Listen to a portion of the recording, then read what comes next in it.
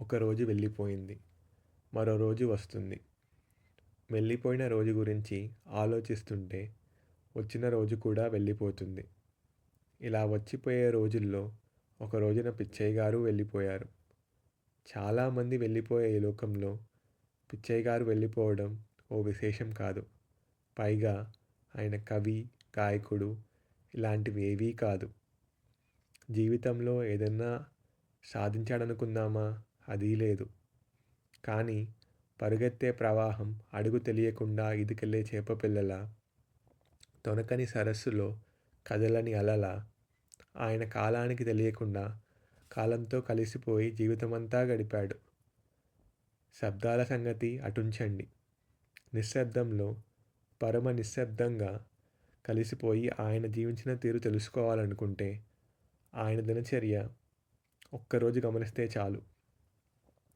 ఉదయం ఆయన వీధి అరుగు మీదకి రాగానే పిచ్చయ్య గారి భార్య సీతమ్మ గారు కుంభకోణం చెంబుతో నీళ్లు, కచ్చిక, తాటాకు పెట్టేది. మొహం కడిగి అటు నుంచి అటే కృష్ణకు బయలుదేరుతాడు. చలి అయ్యేది, వర్షం అయ్యేది. అంగోస్త్రం నడుముకి బిగించి కృష్ణలో దూకవలసిందే. గుండెలోతు నీళ్లతో నుంచొని సంధ్యావందనం ముగించి చెంబుతో కృష్ణోదకం తీసుకొని గుడికి బయలుదేరుతాడు. దోవలో వీధి అరుగుల మీద చిన్నపిల్లలు కూర్చొని కబుర్లు చెప్పుకుంటుంటే చల్లటి కృష్ణ నీళ్లు వాళ్ళ మీద చిలకరించేవాడు. వాళ్ళు చలి చలి అని ముడుచుకుపోతుంటే నవ్వుకుంటూ ముందుకు సాగిపోయేవాడు. రెండో ప్రాకారంలో గన్నేరు చెట్టు దగ్గర కొచ్చి పూలు కోసుకుంటూ ఇక్కడ నిన్న 2 మొగ్గలుండాలే అనుకునేవాడు. ఆయనకి కొమ్మలు, రెమ్మలు, పువ్వులు, మొగ్గలు అన్నీ లెక్కే. పున్నాగ పూలు 4 చెంబులో వేసుకొని మారేడు చెట్టు వైపుకొచ్చేవాడు. లేత మారేడు దళాలు ఓ గుప్పెడు కోసుకొని 3వ ప్రాకారం మెట్లెక్కేవాడు. పిచ్చయ్య గారొచ్చే సమయానికి అర్చకులు అమరేశ్వరుడికి అభిషేకం చేసి సిద్ధంగా ఉండేవారు. స్వయంగా తెచ్చుకున్న కృష్ణోదకంతో స్వామికి అభిషేకం చేసుకొని పత్రి, పూలు చేసేవాడు. అదేవి పూజో! పిచ్చయ్య గారి పెదవి కదిలేది కాదు. మంత్రం బయటకు వినిపించేది కాదు. ఆ మౌనస్వామికే తెలియాలి ఆ మౌన పూజ.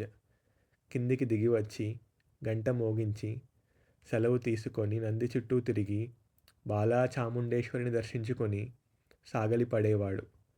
ఆ తల్లి పాదాలను అంటి ఉన్న కుంకుమను నుదుట పెట్టుకొని మండపంలోకొచ్చి కూర్చునేవాడు. అప్పటికే అక్కడికి చేరుకున్న అభిషేక బ్రాహ్మణులు రకరకాల చర్చలు చేస్తూ ఉండేవారు. పెరుగుతున్న ధరల గురించి, ఆవకాయ ఊరగాయ గురించి, పాకిస్తానం గురించి, ఎవల్లో లేచిపోవడం గురించి. ఆ మాటలు సాగుతుంటే అన్నీ వింటూ కూర్చునేవాడు. మధ్యలో లింగయ్య గారో పిచ్చయ్య గారో అవునంటారా కాదంటారా అంటే పిచ్చయ్య గారు చిరునవ్వు నవ్వేవాడు. అంతేగాని పెదవి విప్పేవాడు కాదు. మధ్య మధ్యన గాలిగోపురం మీద వాలుతున్న పావురాలను లెక్క పెడుతూ ఉండేవాడు. అంత మౌనంగా లోకాన్ని తొలగిస్తున్న పిచ్చయ్య గారు ఇంటికి వస్తూనే గుమ్మంలో నుంచి పచ్చడేమిటో అని పెద్దగా అరిచేవాడు. దొడ్లోంచి సీతమ్మ గారు దోసకాయ పచ్చడి బద్దలనో లేక చింత చిగురు పచ్చడనో అంటే కారం జాగ్రత్త అనేవాడు.